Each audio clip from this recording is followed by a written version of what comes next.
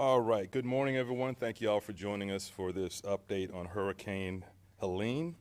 Honored to be joined by our Council Chair, Deborah Fix Sanders, our Emergency Management Manager, Amber Bolding, and the rest of our leadership staff. The city is continuing to monitor and prepare for Hurricane Helene. This morning, just a short time ago, Pinellas County called for a mandatory evacuation on Zone A and all mobile homes.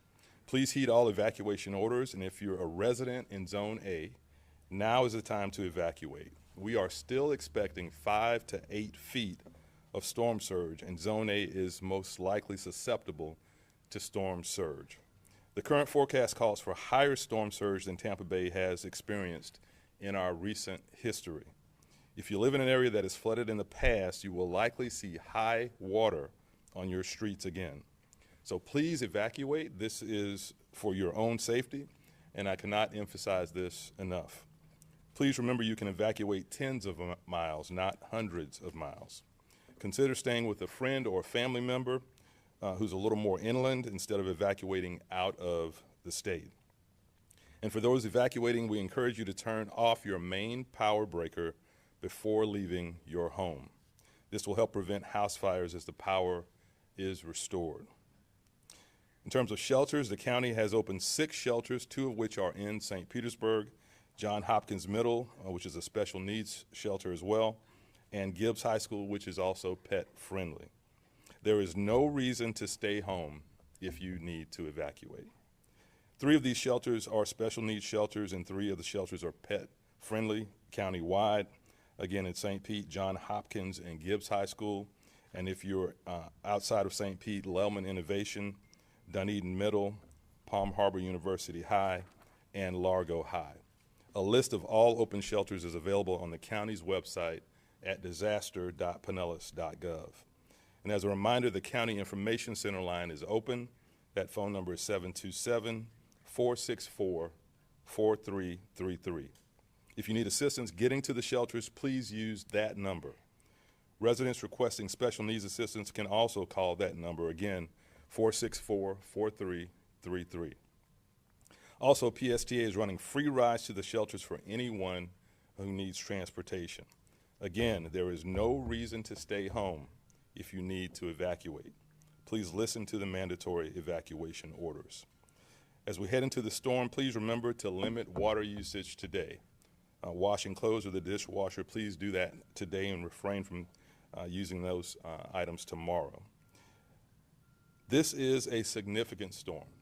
We ask you to take it seriously and take all the necessary precautions, and we'll move through this with everyone being safe. And now I'll turn it over to Yolanda for Spanish translation. Thank you, Mayor. La ciudad de St. Petersburg sigue las preparaciones para la tormenta Helene. Esperamos sentir los impactos comenzando esta noche con los mayores impactos mañana. Por favor, preste atención a todas las órdenes de evacuación.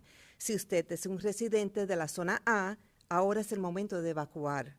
El pronóstico actual prevé una marejada ciclónica más alta de la que Tampa Bay ha tenido en la historia reciente, de 5 a 8 pies de agua. Si usted vive en una área que se ha inundado en el pasado, es probable que vea la agua otra vez en las calles. Considere la posibilidad de quedarse con un amigo o miembro de la familia que está un poco más hacia el interior de la ciudad. Y para aquellos que evacúen, les recomendamos a desconectar la electricidad principal antes de salir de la casa. Esto ayudará a prevenir incendios domésticos cuando vuelva la electricidad. El condado ha abierto 6 refugios, 2 de los cuales están en la ciudad de St. Petersburg, Johns Hopkins Middle School para las personas con necesidades especiales y Gibbs High, que acepta mascotas. La línea del Centro de Información del Condado está abierta si necesita alguna ayuda. 727-464-4333 es ese número. Si necesita ayuda para llegar a los refugios, por favor utilice ese número. Y los residentes con necesidades especiales que necesitan ayuda también pueden llamar a ese número. Además, PSTA ofrece paseos gratis a los refugios para cualquier persona que lo necesite. A medida que nos acercamos a la tormenta, termine de lavar la ropa y las cosas por estilo hoy. Por favor, recuerde limitar el uso de agua mañana hasta después que pase la tormenta. Esta es una tormenta grande. Por favor, tómelo en serio y prepárese. Thank you, Yolanda. Now we'll ask our Emergency Management Manager, Amber Boulding, to give us some information. Thank you. Thank you, Mayor. Good morning. I'd really like to take a minute today to focus on storm surge and the threat that we're talking about with this storm. And when I talk about storm surge, I just want it to be clear what that storm surge is. So we're talking about the water out in the Gulf of Mexico that's being pushed in from this storm. The winds are pushing in water to our coastline, and it goes up into Tampa Bay, and that's the water that we're talking about. So I just want to make sure, when we talk storm surge, it's that coastal flooding that's coming in. It's not from the rain or things like that. Please don't write off the impacts from the storm, because we see on the maps it looks so far away, right? This is not a Tampa Bay storm. It's a panhandle storm. That is not the case with this storm. It is a very large storm. If you look at it on the satellite, it's 250 miles east from the center of the Eye of Helene. That's a really large storm, and it's a very fast-moving storm when it comes by Tampa Bay. So it really couples together to really create that wall of water and that storm surge. That's why our forecast is so high when we look at the 5 to 8 feet. It's easy to look at that and say, well, I've been through Idalia. I went through Ada. It was bad. It wasn't that bad. No two storms are alike. So please take this storm seriously. Understand the impacts from that storm. Don't just focus on the cone. We are outside of the cone. The cone is simply where the eye of that storm is likely to travel. Impacts, again, are well to the east of that storm, and we are well within the path of the surge. So please, please, please take that seriously. A note on Hurricane Idalia last year. No two storms are the same, but we can always learn from those storms. If your house flooded during Idalia, or you were close to flooding during Idalia, this is a storm that you have to watch. We have higher storm surge expected. To give you an idea, with Hurricane Idalia, we saw just under 4 feet of storm surge. We're expecting 5 to 8. All right, so just to put it into perspective for you, if you flooded during Idalia, you have to watch this storm. Everyone in a level A is being ordered to evacuate. Everyone should go, but especially if you flooded during those other times, you must take this serious. During Hurricane Idalia last year, we did over 70 water rescues in areas that were ordered to evacuate. We don't want to have to do that. That's for your safety of you and your family, and it's for the safety of our responders who are having to go out in these conditions to help bring people in. And also, there could be a point in time where we can't come out to get you when you call 911. We're expecting tropical storm conditions here in the Bay Area. When winds reach a certain miles per hour range, we can't safely come out anymore. So there could be an opportunity or a point in time when you call 911 and we can't respond. We'll have to wait till those winds come down. So again, learn from what we've seen in the past. If you're ordered to evacuate, please go. We're not asking you to leave the county, the city, or the state. As Mayor mentioned, we just need you to get to higher ground, whether that's with a family or a friend that lives outside of the evacuation area, whether that's at a hotel, or as Mayor mentioned, we have shelters in the area, whether it's to a shelter for the night until that water goes back down on Friday. So please, again, heed the warning. We understand it's frustrating. The best information that we have is the information that the National Hurricane Center gives us, and right now that is 5 to 8 feet, which exceeds what we saw last year during Idalia again. So, thank you. Thank you, Em. That concludes our update. Are there any questions?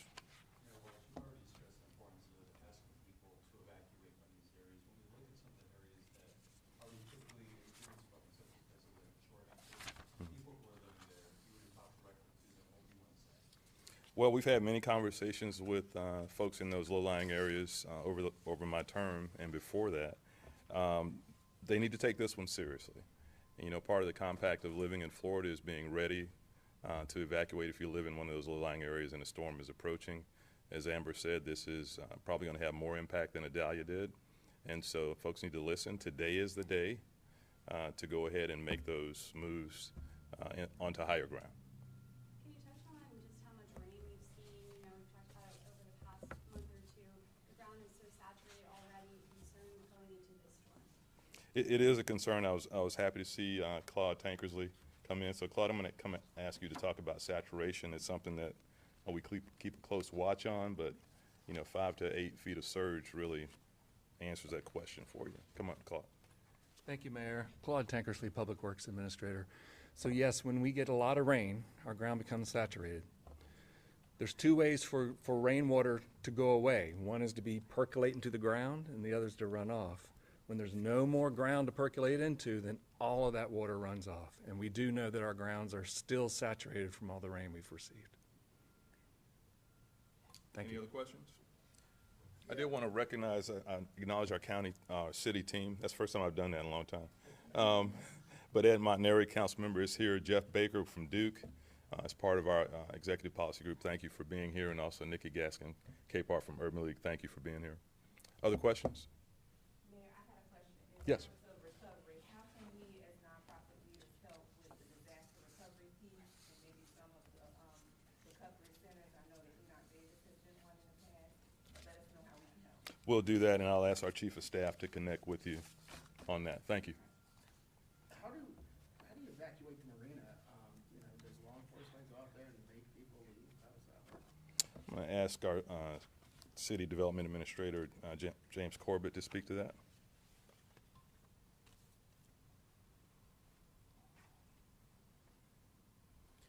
Good morning, James Corbett, City Development Administrator. As our marina is in the evacuation zone A, we will notify everyone at the marina that they are ordered to evacuate. We will make contact with everyone. Because for safety reasons in a storm surge, we have to cut power to the marina, but we do not force individuals to leave the marina. It is obviously in their best interest, and as Amber mentioned, for their safety and the safety of our first responders, that they evacuate, but we do not forcibly require anyone to remove themselves from the marina.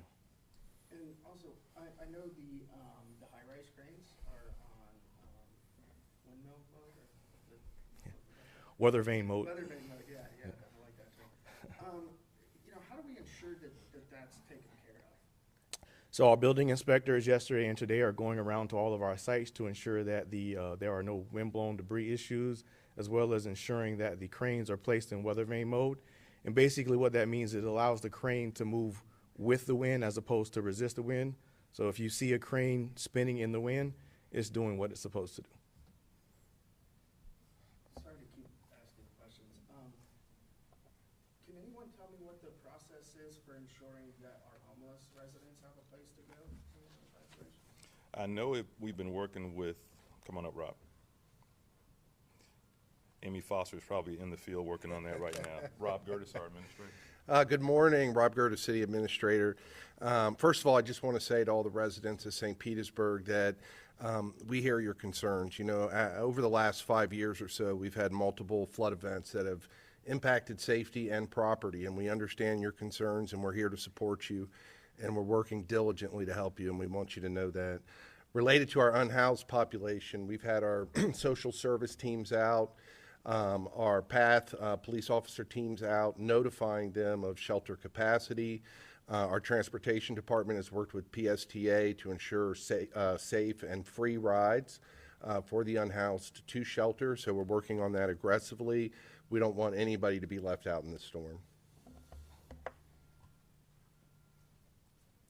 Any other questions?